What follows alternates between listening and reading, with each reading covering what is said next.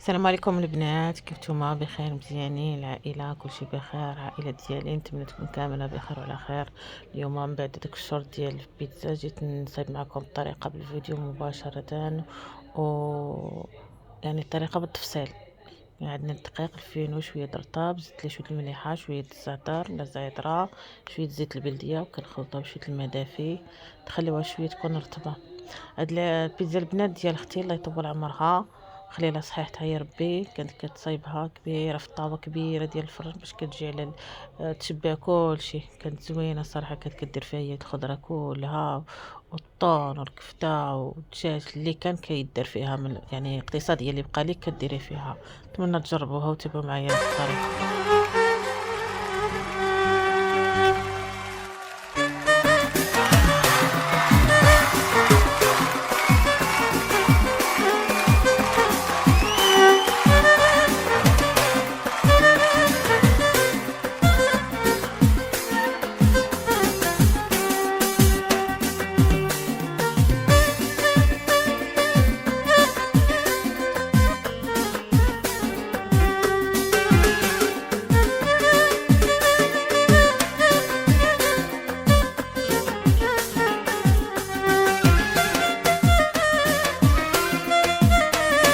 وربي يا كاون ويا من ثبوت السعيد ومردي تريد مردي تاريد ودراوي صابون زمان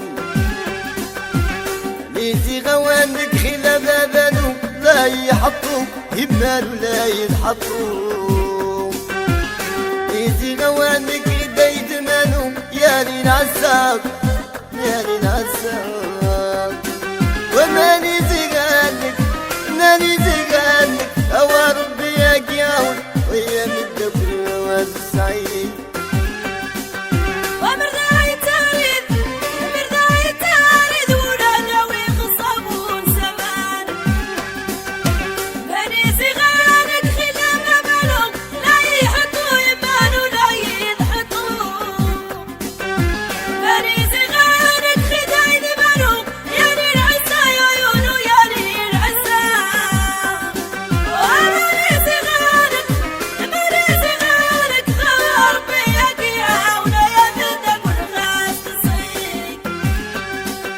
ومردتني الطاول مردتني الطاول وفوساتي مرزي والزوفان مانيزي غوانك خلا بابان ولا يحطو إمان ولا ينحطو إيزي غوانك غدا يثمانو ياني نعساق ياني نعساق وماني زقانك ماني زقانك قوارب يا كياون ويا من الدبر واز السعيد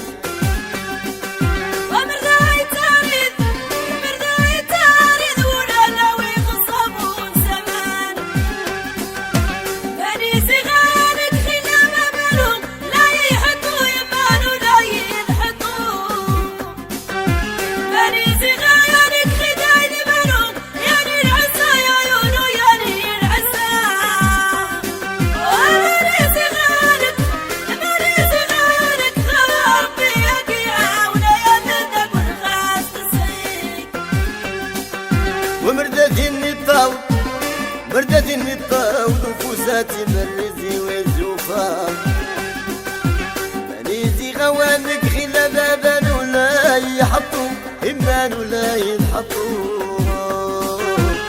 إيزي غوانك غدا يثمانو ياني نعساق ياني نعساق وماني زقانك ماني زقانك قوارب يا كياون ويا من الدبر واز السعيد